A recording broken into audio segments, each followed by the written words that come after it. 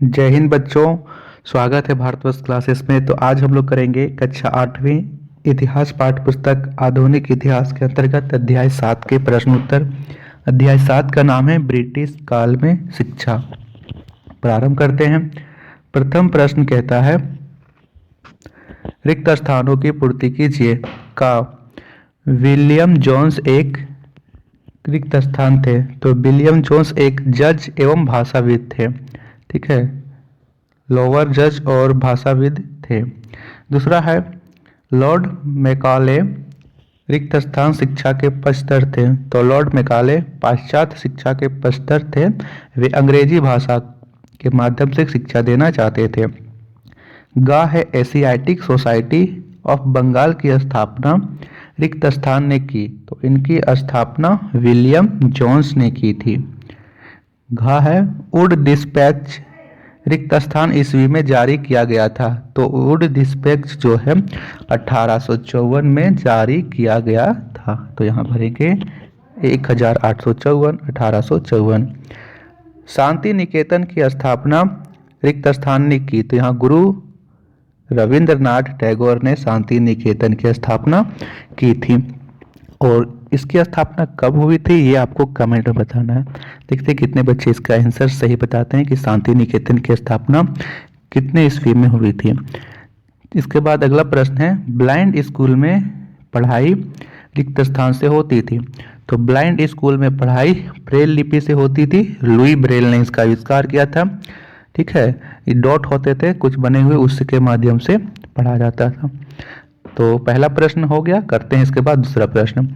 दूसरा प्रश्न है, निम्नलिखित प्रश्नों के उत्तर संक्षेप में दीजिए। और इसमें कुल 5 प्रश्न हैं, हम एक एक करके करेंगे। पहला प्रश्न है, विलियम जोन्स व कॉलब्रुक भारत के प्राचीन ग्रंथों के अध्ययन पर जोर क्यों देते थे। तो इसका उत्तर होगा, उनका मानना था कि भारत की सभ्यता प्राचीन काल में अपने वैभव के शिखर पर थी, परंतु बाद में उसका पतन होता चला गया। उनकी राय में भारत को समझने के लिए प्राचीन काल में लिखे गए पवित्र कानूनी ग्रंथों को खोजना व समझना बहुत जरूरी था।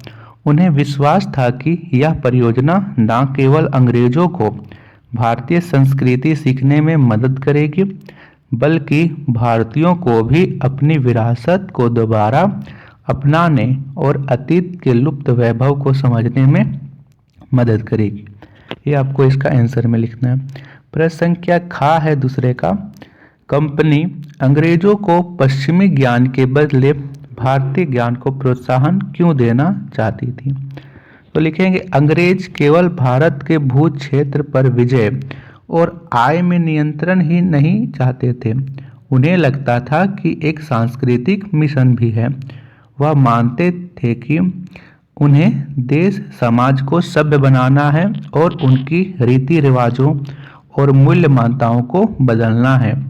इसमें कई भाषाविदों का मत था, अंग्रेजों को पश्चिमी ज्ञान के बदले भारतीय ज्ञान को प्रोत्साहित देना चाहिए। उन्होंने पाया कि उस समय कलकत्ता में तैनात बहुत से अंग्रेज भारतीय ज्ञान को सीखने में दिलचस्पी रखते हैं। इसी विचारधारा के कारण 1781 में अरबी, फारसी, इस्लामिक कानून के अध्ययन को बढ़ावा देने के लिए वारेन हेस्टिंग्स ने कलकत्ता में एक मदरसा खोला। और 1791 ईस्वी में ब्रिटिश रेजिडेंट जोनाथन डंकन द्वारा बनारस में एक हिंदू कॉलेज की स्थापना की गई, ताकि वहां प्राचीन संस्कृत ग्रंथों की शिक्षा दी जा सके और देश का शासन चलाने में मदद मिले। ये आपको लिख लेना है।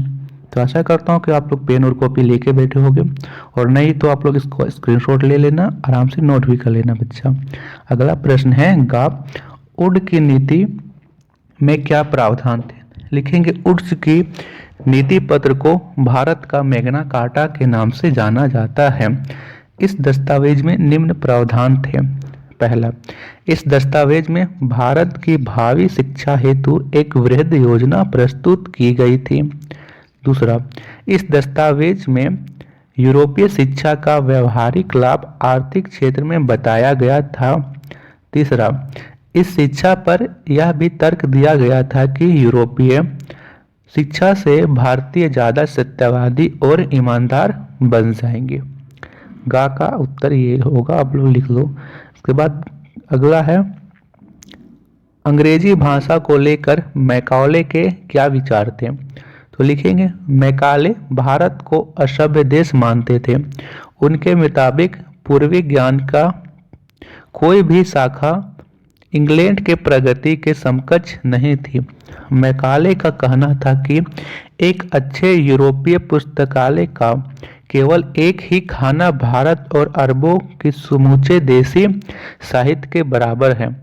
मैकाले ने मिनट्स के आधार पर 1835 का अंग्रेजी की शिक्षा अधिनियम पारित कर यह भी फैसला लिया गया कि अंग्रेजी को उच्च शिक्षा का माध्यम बनाया जाए और कलकत्ता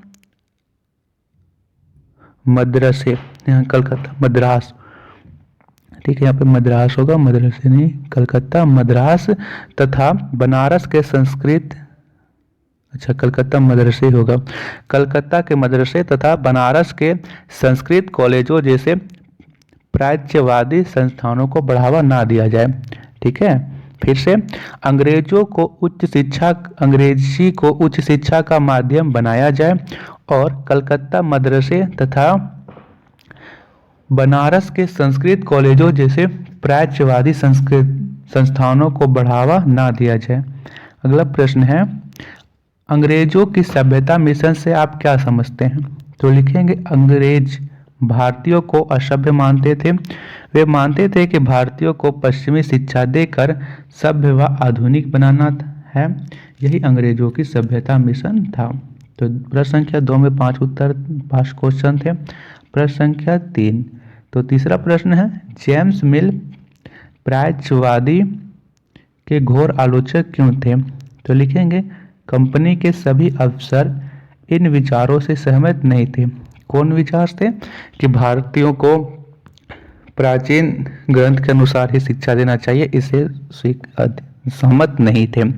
कई ईसाई मिशनरियों ने प्राचीन विद्या प्रणाली को पुनर्जीवित करने की निंदा की और इस बात का समर्थन किया कि पाश्चात्य शिक्षा और ईसाई पत्र अंग्रेजी माध्यम के द्वारा प्रचारित किया जाना चाहिए। चौथा प्रश्न है, अंग्रेजी शिक्षा के बारे में महात्मा गांधी के क्या विचार थे? तो इसका उत्तर होगा बच्चों, महात्मा गांधी के दृढ़ मान्यता थी कि शिक्षा केवल भारतीय भाषाओं में ही देनी चाहिए। उनका मानना था कि पश्चिमी शिक्षा मौखिक ज्ञान के बजाय केवल पढ़ने और लिखने पर केंद्रित है। उसमें पाठ्य पुस्तकों पर तो जोर दिया जाता है, लेकिन जीवन अनुभव और व्यवहारिक ज्ञान की उपेक्षा की जाती है। उनके मुताबिक अंग्रेजी में दी जा रही शिक्षा भारतीयों को अपाहिज बना रही है। तो ये थे प्रश्न उत्तर। आशा करता हूँ कि आप सभी को समझ में आया होगा। आप सभी को किसी भी प्रश्न में डाउट हो तो आप अपने डाउट जरूर लिखना, और तो उस क्लासेस पर नए हो तो सब्सक्राइब जरूर करना। इस वीडियो का टारगेट है 100 लाइक। देखते हैं आप लोग इस टारगेट को कितनी जल्दी अचीव करते हो। थैंक यू बच्चों।